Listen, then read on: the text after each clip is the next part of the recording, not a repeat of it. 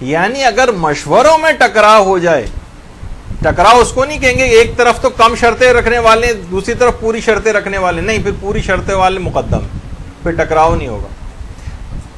مثلا 5 افراد سے آپ نے مشورہ لیا، 5 میں سب شرطیں پائی جاتی ہیں، متقی، پرہیزگار، رازدار، دوست، ہمدرد و خیر، سب شرطیں، لیکن انہوں نے الگ الگ مشورہ دیا۔ کچھ نے کہا کہ ہاں یہاں پہ رشتہ مناسب ہے، کچھ نے کہا نہیں مشورہ مناسب نہیں۔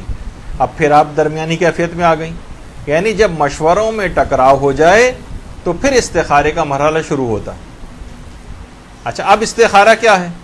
دیکھیے، استخارے کے مسئلے اتنے زیادہ ہیں کہ علماء نے پوری مستقل کتابیں استخارے کے عنوان پر لکھی، استخارے کے عنوان پوری کتابیں، اور علامہ مجلسی نے پوری ایک کتاب مفاتیح الغیب کے نام سے استخارے کے عنوان پر لکھی،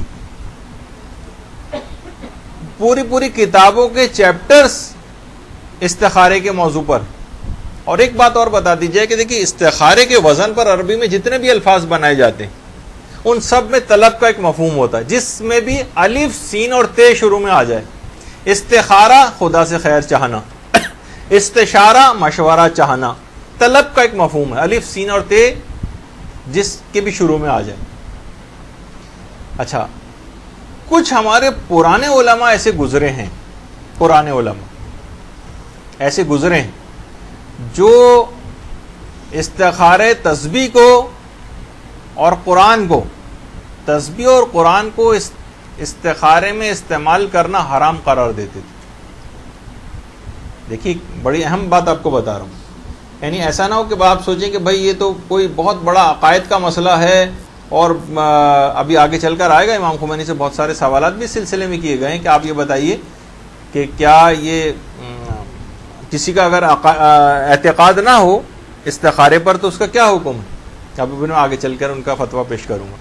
تو پرانے کچھ فقہا ایسے گزرے ہیں جن کی رائے یہ تھی کہ نہیں، تسبیح کے لیے، تسبیح کو اور قرآن کو استخارے کے لیے استعمال کرنے کی اجازت نہیں، اور معمولی اور چھوٹے نام نہیں۔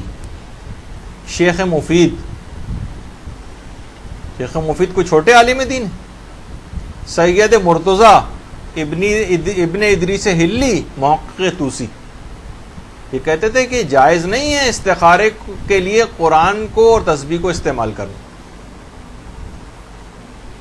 دیکھیے، سب شیخ مفید جن کو امام زمانہ علیہ الصلوۃ والسلام نے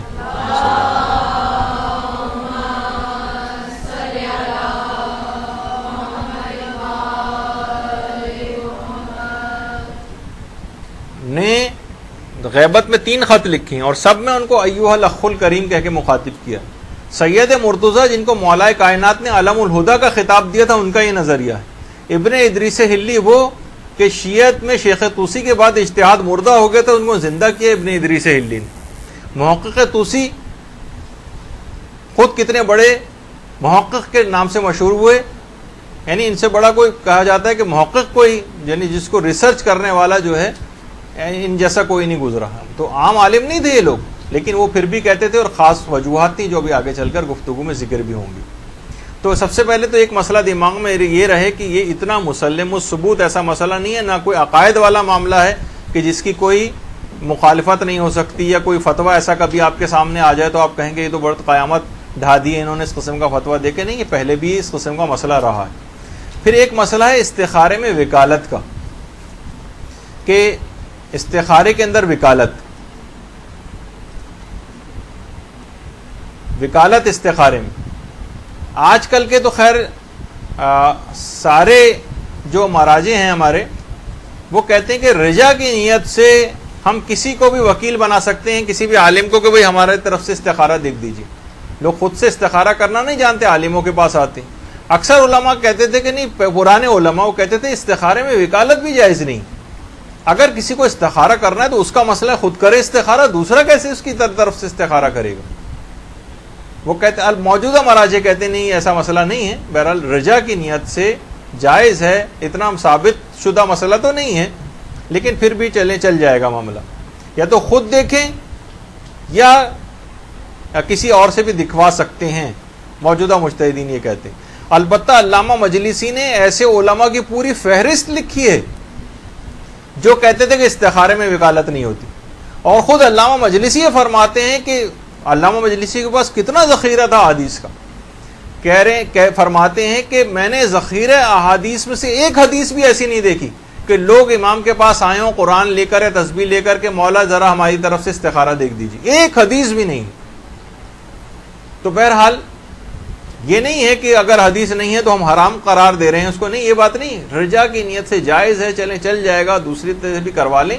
لیکن پرانے علماء جو کہتے تھے کہ جو خود صاحب معاملہ ہے، جس کا اپنا مسئلہ ہے، وہ خود استخارہ کرے، کسی اور کے پاس کیوں جا رہا ہے کہ میری طرف سے استخارہ کر دو، خود سیکھ لے اس کو.